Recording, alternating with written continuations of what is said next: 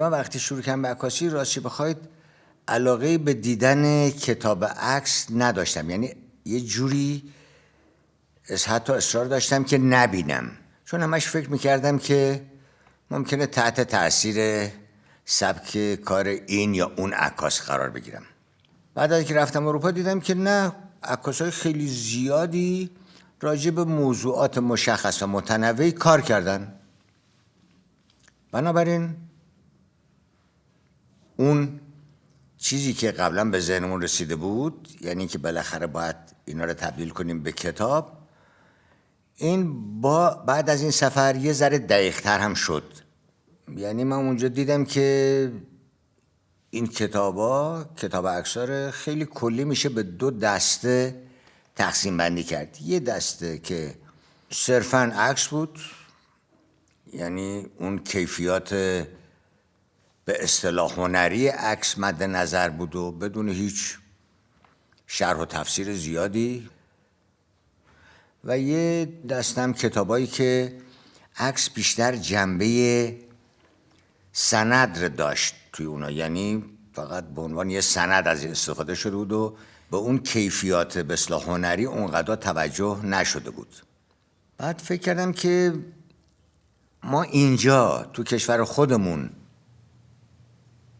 به کدوم یک از اینا بیشتر احتیاج داریم. اون چه که نهایتاً به نظرم رسید این بود که هر دور این دوتا رو اگه با هم تلفیق کنیم بهتره. چون از یه طرف دلم میخواست واقعاً به عنوان یه عکاس عکسایی بگیرم که به اصطلاح واجد کیفیات هنری باشن، از یه طرف هم دلم میخواست کار مستندی کرده باشم که به اون هدفمون که شناخت بیشتر ملتمون از همدیگه بود کمک کرده باشه. نتیجهش هم اگه به دقت نگاه کنید می‌بینید همینطوریه. یعنی توی کتاب عکس‌ها بعضی عکسایی که گرفتم به لحاظ هنری شاید چیزی نداشته باشن واسه گفتن، اما یه چیزی رو دارن میگن.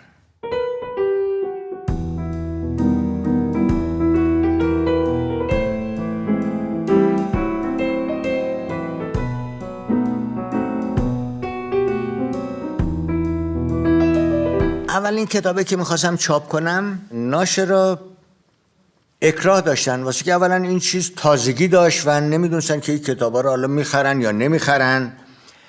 بعدش هم چاپ کتاب رنگی هزینه‌اش سنگین‌تر از چاپ کتابای خطیه، چندین برابره و این ریسک نمیتونن بکنن. به همین دلیل یادم با خانم صحبت کردم، گفتم که عزیزم میخوام کتابی چاپ کنم، حالا این مقدار پول داریم، اگه ما این پول نداشته باشیم تو مشکل داری؟ گفت نه. چه مشکل دارم؟ گفتم خب باشه کتاب چاپ میکنیم. تقریبا میتونم بهتون میگم بیشتر کتابا رو با هزینه شخصی چاپ کردم. ایده‌ای راجبه که چطور اینا رو ممکنه بفروشم یا مثلا هیچ اطلاعی واقعا راجب پخش و چیزا واقعا نداشتم. واسه مثلا چاپ دوم همین کتاب وقتی با همین دوستمون که کتاب فروشی داشت و در این حال ناشرم هست صحبت کردم، گفتم میگن که کتاب تو بازار سیاه رفته، نظرت چیه که من اینو تجدید چاپ کنم؟ گفت که والا نشر حساب کتاب نداره، ممکنه یهو بزنتت زمین. گفتم چیه بزنه زمین؟ کیه بزنه زمین؟ ما این پول رو از همون اول گذاشته بودیم بره، حالا در اومده یه چیزی هم روش. گفت خب حالا که اینطور میگی خب 3000 تا چاپ کن. من بهش گفتم حالا که پسر خوبی هستی من 8000 تا چاپ میکنم. 8000 تا چاپ کردیم، 3-4 ماه دیگه گفتم باز کتاب پیدا نمیشه. کتاب باز رفت تو بازار سیاه. الان که من در خدمتتونم چاپ 16 میشه دیگه. ببخشید این زیره. آخ چقدر این کتابا سنگینن. من از تمام کسایی که این کتابا رو خریدن واقعا به خاطر سنگینی کتابا معذرت میخوام. اما اینم یکی از چیزای بازار دیگه. میگن آقا کتاب جلدش باید سخت باشه، بعد جعبه داشته باشه فلان اینا. این کتاب های چاپ 16 3300 جلده. بله چاپ یکم زمستان 1369.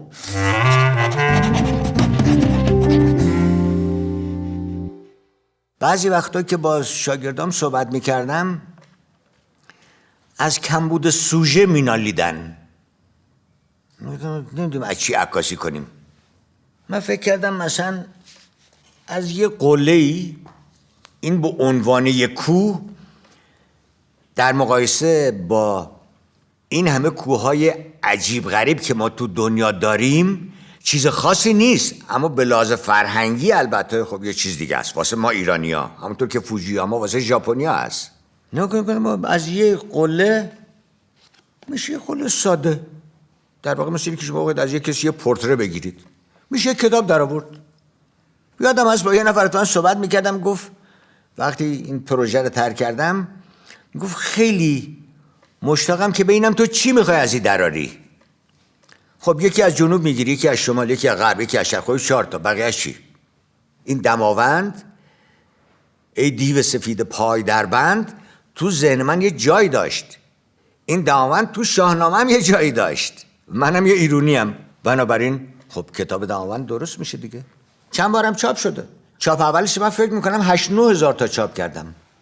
یادم هست وقتی کتاب بالاخره چاپ شد و اولین نسخهش به دستم رسید، یه غروبی بلند شدم رفتم پلور، همون روستایی که پای دماونده، و کتاب رو به دماوند گرفتم، گفتم عزیزم به تو تقدیمش میکنم. همینقدر میتونستم. بله هنوزم جالبه که هنوزم بعد از 10 سال این خاطره نقل کردنش مره احساساتی میکنه.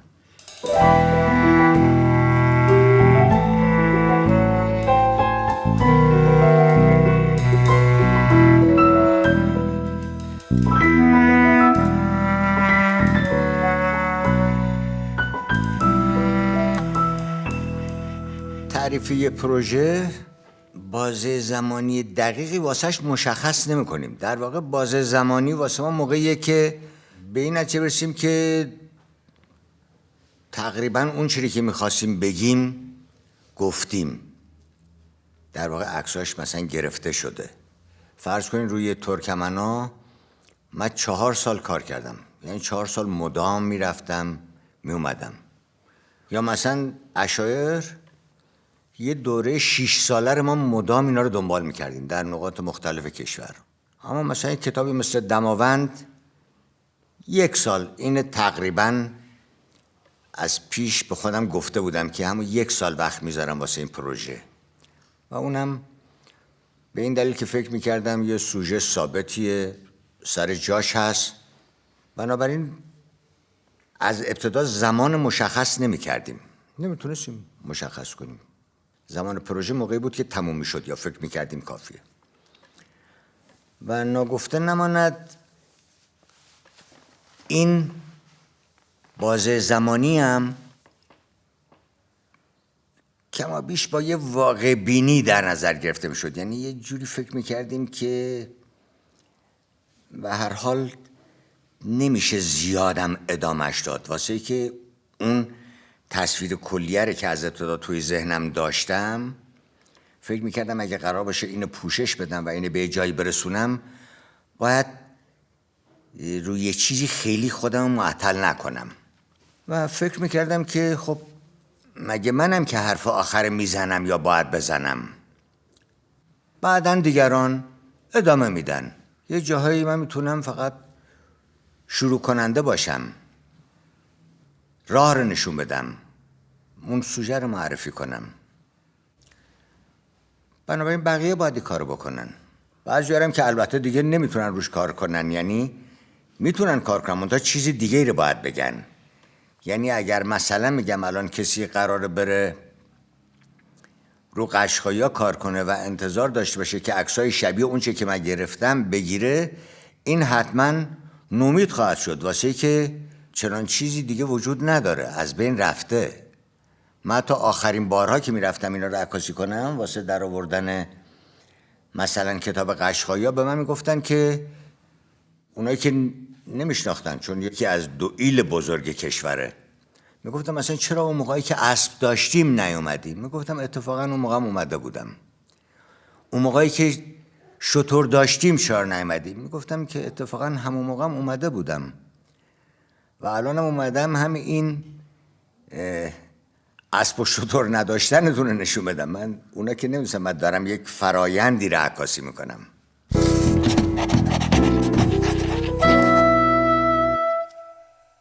من باورم اینه اگه شما یه چیزی رو به طور مستمر روش کار کنید، وقتی به کمیت معینی از به اصطلاح عکس یا نوشته یا هر چی دست پیدا کنید، با اونم میشه یک کاری کرد. اونم خودشو میتونن تبدیل بشن به یه موضوعی. بعضی وقتا هم البته مثلا شما تصادفی به یه چیزی برخورد میکنی، ممکنه اصلا اون جداگانه اصلا رو اون بری کار بکنی یا بیشتر یه ذره روش کار کنی. اما اینطوری نیست. به هر حال عکاس تا وقتی دوربین دست شه هر چی که به نظرش برسه عکس میگیره. مثلا وقتی از تهران را میافتادم برم اون منطقه ترکمن نشین، خب از تهران تا برسم اونجا باز کلی سوژه سر راه بود دیگه. دلیل نداشت که اگه توی این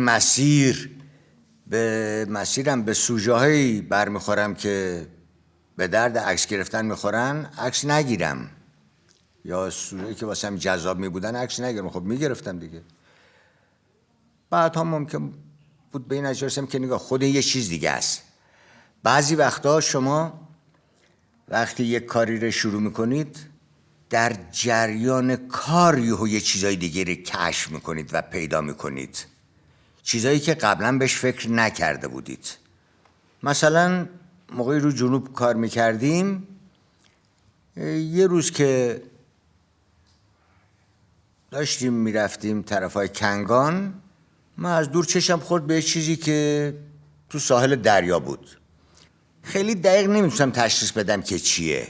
رفتم به طرفش دیگه، یه راهی پیدا کردم و رفتم، دیدم یه کشتیه که فرسوده شده و دیگه هم تو رهاش کردن کنار دریا.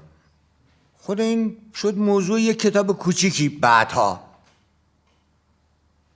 یعنی وقتی رفتم نزدیک نگاش کردم دیدم چقدر این رنگینه. من نگاه کردم دیدم به نظرم خیلی جذاب اومد که نگاه یه وقتی کاری ازش ساخته بوده، یه وقتی استفاده میکردن ازش، یه وقتی چیز دیگه ای بوده، حالا تبدیل به یه چیز دیگه ای شده. و به هر حال آب دریا پایین بود و میشد رفت روی کشتی. روی عرشش که رفتم برای شروع کردم به عکس گرفتن.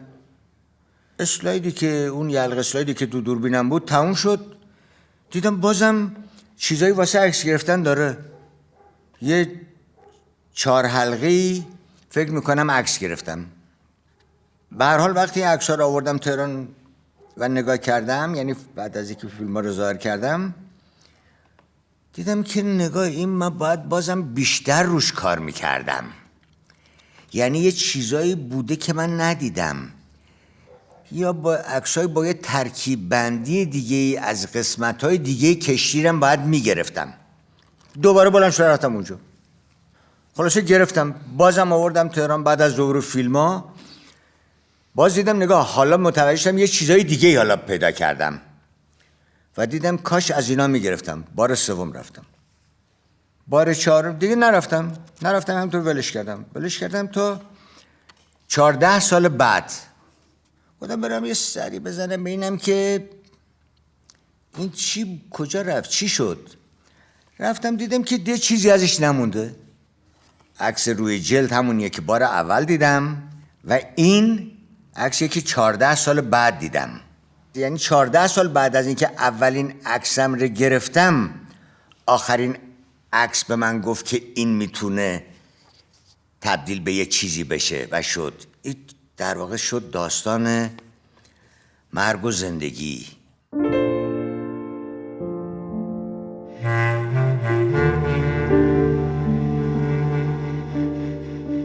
دیگر نرفتم تا امسال عید، 14 سال بعد از آشناییمون، و دیگر نبود. باورم نمیشد که کاملا نابود شده باشد. تا لب آب نرفتم و بقایایش را پیدا نکردم آرام نگرفتم. دیگر چیزی از او جز نیمچه اسکلتی که لابد چون در آب بوده نتوانسته بودند با کپسول‌های اکسیژن و استیلن قطعش کنند بر جای نمانده بود. برده بودندش کارخانه ذوباهن. با هم دوست شده بودیم. یادش را زنده نگاه می‌دارم.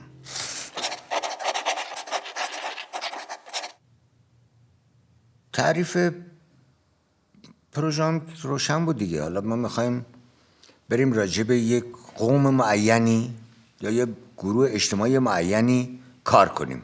چطوری میبینیم اینا رو؟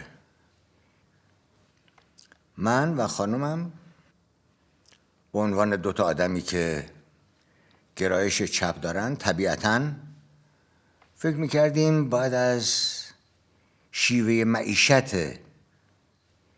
اینا شروع کنیم، چون فکر میکردیم این شیوه معیشته که در شکل دهی بقیه ویژگی‌های فرهنگی یا حتی اعتقادی اینا تأثیر میذاره. در یک بستری اینا اتفاق میفته. بنابراین اون شرایط اقلیمی هم اهمیت داره، نقش داره. مثلا وقتی میخواستیم فرض کنیم اشاعره شروع کنیم، کتاب با یه عکسی از همین چیزای اقلیمی شروع میشد. نمونهش مثلا همین کتاب قشقایی‌هاست که اولین عکسش یه عکسی از کوه دنا با یه جنگلی در دامن این کوه. از اینجا شروع میکردیم تا اینکه مرحله مرحله بریم جلو. چه چیزایی رو باید نشون دادیم؟ در این شکل از شیوه معیشت اینا ناگزیر از جابجایی هستند. در طول سال 2 بار این جابجایی رو انجام میدن. بنابراین این عکسایی که در طول کتاب اومده این 2 کوچ رو نشون میده. در این فاصله اینا به هر حال واسه بقا زندگی میکنن، کار میکنن. سعی میکردیم که تمام این چیزا رو در واقع عکس بگیریم دیگه، نشون بدیم. صبح معمولا این زنا بودن که در جریان کوچ و همینطور حتی موقعی که اینا در ییلاق یا قشلاق می بودن باز همین زنا بودن که صبح قبل از دیگران بیدار می شدن، مشک می زدن واسه تولید نمیدونم همون کره، دوغ، فلان چی. حالا این که عکس اول کتاب چیه و عکس آخر کتاب چیه این رم بسته به نگاه عکاس باید دید. یا این عکاس یا به هر حال مؤلف یا مؤلفینن که فکر میکنن چی باشه. مثلا من تو کتاب قشقایی‌ها مثلا ما نشون دادیم که این جابجایی با استفاده از وسایط نقلیه، وانت نیسان و کامیون و اینا صورت میگیره. یا مثلا مشکایی که اینا از پوست بز قبلا میساختن، حالا به جای اون مشکای ساخته شده از پوست بز مثلا از مشکای پلاستیکی استفاده میکنن.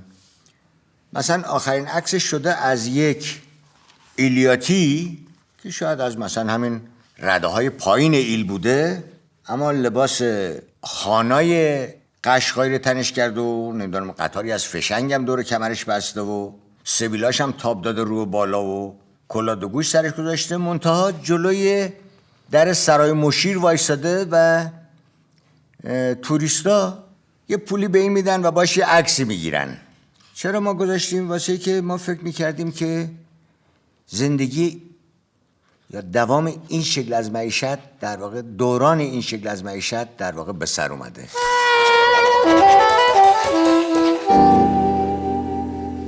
اینکه یه آدمی بتونه استقلالش حفظ کنه در این جهانی که همه چیز خیلی بیش از اندازه حساب کتاب داره کار ساده نیست واقعا. بنابراین ممکنه یه کسایی یه وقتایی به چیزایی تن بدن که قاطعا نباید بدن. قاطعا بگم اونطور که من نگاه میکنم. ممکنه بعضی اصلا مستعد اون تن دادنه باشن. من به اون نمیتونم بگم که شما چرا به این کار تن دادید. مثلا من وقتی عزمم جذب کردم که تمام زندگیم رو وقف عکاسی کنم، به خودم گفتم که هر اندازم که لازم باشه گرسنگی میکشم و کشیدم. یعنی یه وقتایی بود که واقعا پول نداشتم که فیلم بخرم. فیلم واسه عکاس مثل کاغذ واسه نویسنده. اما مقاومت کردم، سعی کردم که هر طور شده این اجازه رو ندم که به خاطر این چیزا استقلالم از دست بدم. این راهی بوده دیگه. هر انتخاب هر راهی هم هزینه هایی داره دیگه. یه جایی هزینهش گرسنگی کشیدنه، یه جایی هزینهش ممکنه کتک خوردن باشه، نمیدونم زندان رفتن باشه، نمیدونم فلان باشه، هرچی. بعضی وقتا دیدم که عکاسا شکوه میکنن از این که قدرشون دونسته نشده. خب به نظرم یه جوری هم درست میگن، قدرشون دونسته نشده، اما از طرف کی؟ و دونسته شده از طرف کی؟ خب عکس واسه 4 نفر گرفتید. خب 4 نفر که خریدن دیگه قرار نیست که بیشتر از اون دیگه شما نباید انتظار داشته باشید. وقتی واسه 4 نفر عکس میگیرید و اون 4 نفر دیگه عکسای شما رو نمیخرن، شما رو از هستی ساقط میکنن، شما رو نومید میکنن. اما وقتی واسه مردم میگیرید، مردم که 1 نفر 2 نفر نیستن که، مردم مرتب تجدید میشن، مردم همیشه هستن. این عکاسی که میتونه انتخاب کنه که کجا میخواد وایسه. این عکسایی که میگرفتید از جایی که از مردم بود و واسه مردم گرفته شده بود، طبیعتا همین مردم هم این کتابا رو میخریدن و همین مردم در نهایت کمک کردن به استقلال ما. و به همین دلیل هم هست که من یادم هست وقتی آخرین کتابم رو یه ناشری داشت در می آورد و قرار بود زیر عکس روی جلد یه نوشته ای رو بذاره، من ازش خواهش کردم بخشی از متنی رو که واسه این کتاب نوشته بودم اون رو بذاره. بخشی که با این کلمه شروع می شد: مدیونم.